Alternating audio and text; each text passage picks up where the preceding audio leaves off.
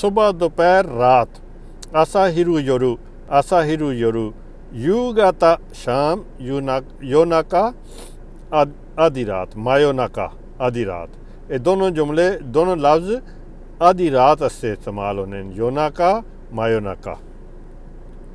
अगे 3 लफ्ज़ ने ये भी याद कर लो, ये आम इस्तेमाल ने लफ्ज़ ने।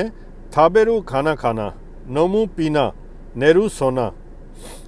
थाबेरू नोमू नेहरू, थाबेरू नोमू नेहरू, थाबेरू नोमू नेहरू, थाबेरू नोमू नेहरू, थाबेरू नोमू नेहरू, थाबेरू नोमू नेहरू, थाबेरू नोमू नेहरू, थाबेरू नोमू नेहरू, थाबेरू नोमू नेहरू।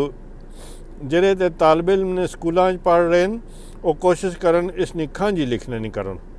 हाँ जी, थाबेरू नोमू नेहरू, थाबेरू नोमू नेहरू, थाबेरू नोमू नेहरू, थाबेरू नोमू।